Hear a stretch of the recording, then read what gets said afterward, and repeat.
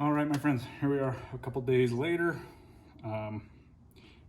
We went and obtained the puller, which we're about to find out if is going to work for removal of this gear sprocket inside here. So this is the arrangement here. Now I've had to heavily modify this damn thing. So let's see if it's gonna work, and then I'll show you what I had to do to fix this thing. Safety glasses.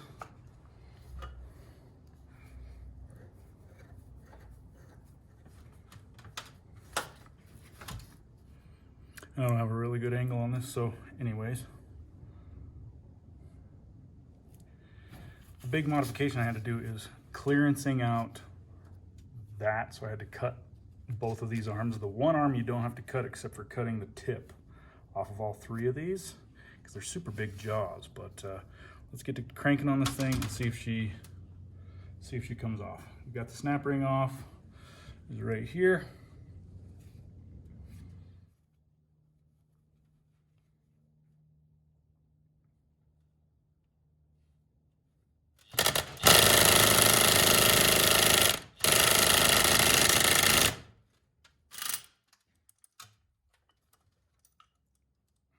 Bear with me.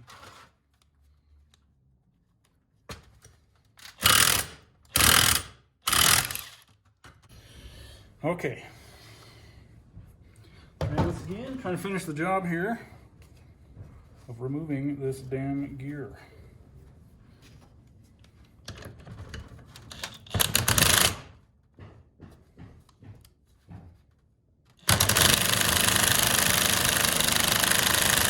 Almost there. Yay, got it. What an asshole. What an asshole.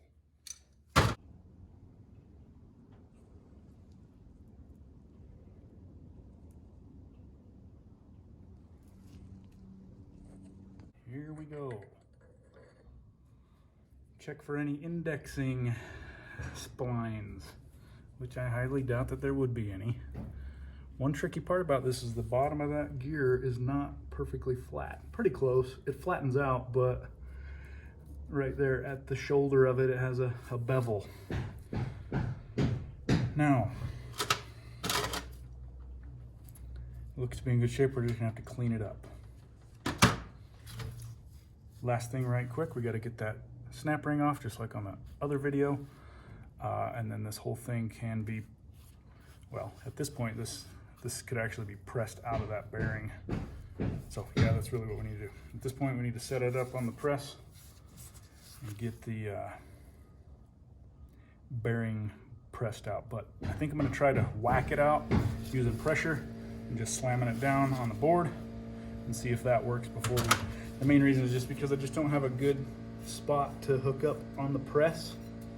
So I suspect that it's not pressed onto that bearing too terribly bad. We're gonna find out. Now, if you'd like my opinions on this here Harbor Freight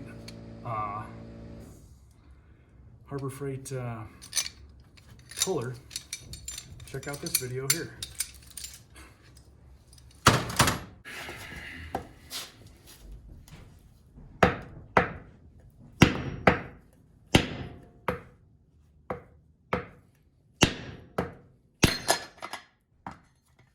Sweet.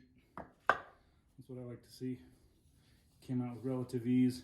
And as far as putting it back in, we will probably be able to use the press going the other direction. Okay, so there you have it. Shaft out and the shaft out of the housing.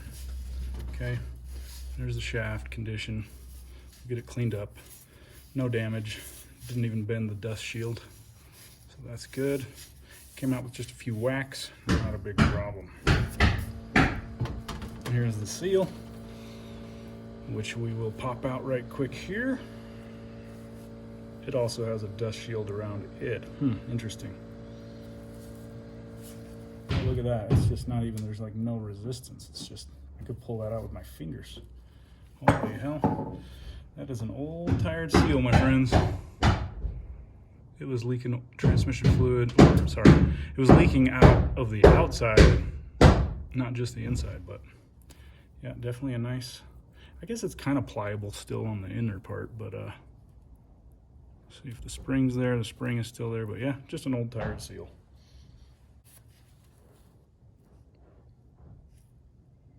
Okay, so just like we had to do on that other bearing, pop out that one snap ring right there, which is kind of an inside snap ring type.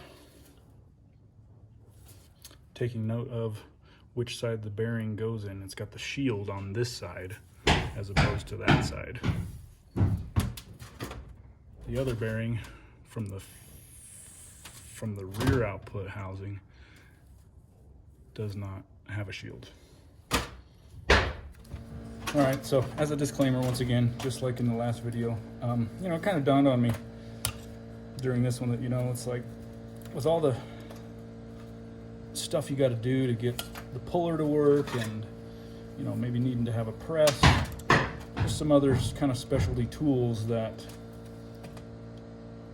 while I made my claim that this is not an instructional video, because I don't feel that it is, this is a demonstration of how I have discovered how to make this work. But it dawned on me that, you know what, if you don't already have the tools or equipment or aptitude to be doing this type of work, then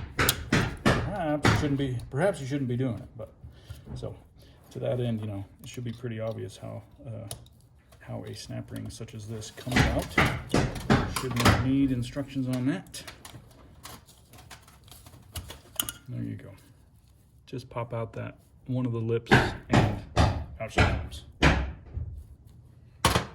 Okay, now we're gonna get this damn bearing out. My tapping drifts, which are other bearings from old trucks. Let's get to whacking on this thing. Man, troubles with recording vlogs on your damn iPhone. As I was saying, the damn video did not record. I just set it down there on the board, put my spacers in, and my drifts in, and just one quick tap and that bearing came right out. So here we are. There's the housing and nothing to it.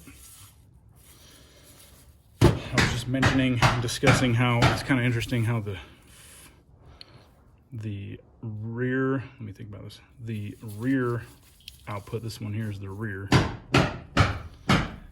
is a little bit less heavy duty. It's got more bearings but a larger shaft.